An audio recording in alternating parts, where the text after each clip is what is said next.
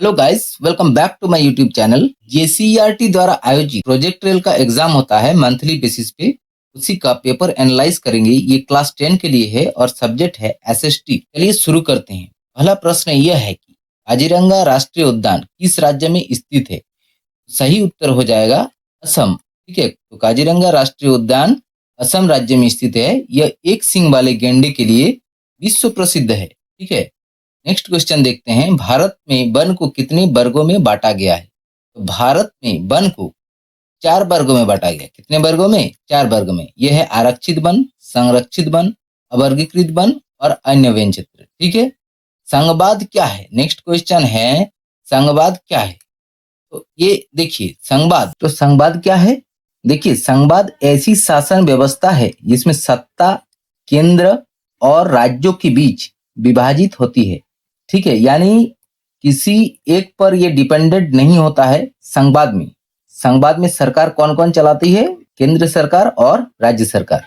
तो इसमें ऑप्शन में है एकल शासन प्रणाली, 2 या अधिक स्तरों वाली शासन प्रणाली, केवल केंद्र सरकार, केवल राज्य सरकार। तो ऑप्शन बी सही उत्तर हो जाएगा, ऑप्शन बी। ठीक है, भारत में देखिए निम्न स्तर की सरकार क्या कहलाती है?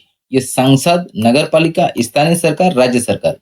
सही उत्तर हो जाएगा ऑप्शन सी, स्थानीय सरकार।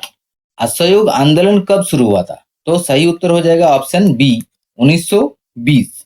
महात्मा गांधी के नेतृत्व में असहयोग आंदोलन 1920 ईस्वी में शुरू हुआ था। ठीक है, जलियांवाला बाग हत्याकांड कब हुआ था? तो जलियांवाला बाग हत्याकांड 1919 को हुआ था। ठीक है, ये 13 अप्रैल 1919 को जलियांवाला बाग हत्याकांड हुआ था।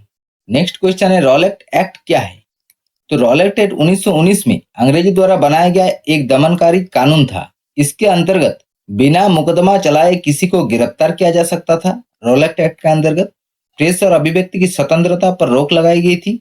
भारतीयों ने इसका तीव्र विरोध किया था। ठीक है, नेक्स्ट क्वेश्चन है, स्वदेशी आंदोलन का क्या अर्थ है? स्वदेशी आंदोलन यानी स्वदेशी आंदोलन का अर्थ है विदेशी वस्तुओं का बहिष्कार और देशी वस्तुओं का उपयोग करना। ठीक है, इसमें भारतीय उद्योग को बढ़ावा देना मुख्य उद्देश्य था। विदेशी वस्तुओं का विरोध करना, आत्मनिर्भरता को प्रोत्साहित करना। ठीक है, नेक्स्ट क्वेश्चन है, चिपको आंदोलन किसके संरक्षण से संबंधित है?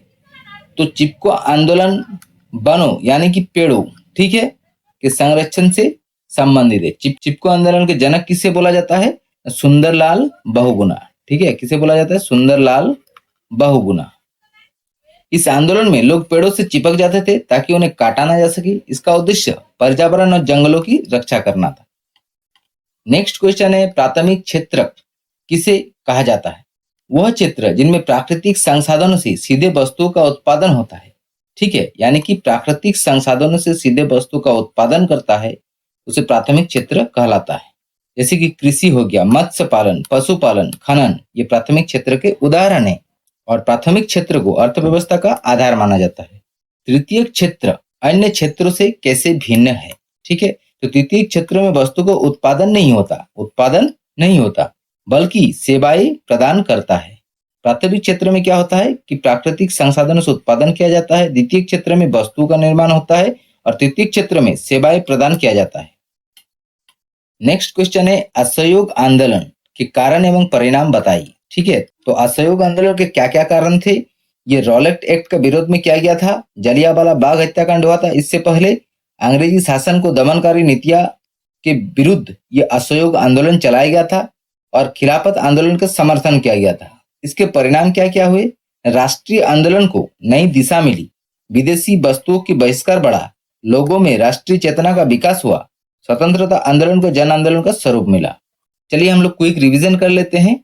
तो काजीरंगा राष्ट्रीय उद्यान ये कहाँ पर स्थित है? ये असम में स्थित है। वनों को कितने वर्गों में बांटा गया है? ये 4 वर्गों में बांटा गया है। संघवाद यानी कि 2 या अधिक स्तर की सरकार या शासन प्रणाली को संघवाद बोला जाता है। स्थानीय सरकार शासन का निम्न स्तर कहा जाता है इसको। और असहयोग आंदोलन ये 1920 में हुआ था। असहयोग आंदोलन ये 1920 में हुआ था। जलियांवाला बाग हत्याकांड कब हुआ था? ये 1919 में हुआ था। ठीक है, रॉलेट एक्ट ये एक दमनकारी कानून था। ठीक है, स्वदेशी आंदोलन इसमें क्या हुआ था? देशी वस्तुओं का उपयोग और विदेशी वस्तुओं का त्याग। ठीक है, चिपको आंदोलन ये वन संरक्षण से संबंधित है। प्राथमिक क्षेत्र किसे बोला जाता है? कृषि और खनन से जुड़े कार्यों को प्राथमिक क्षेत्र का नाम दिया गया है।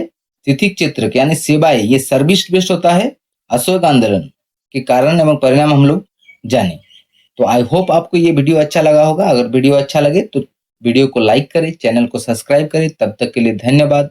जय हिंद।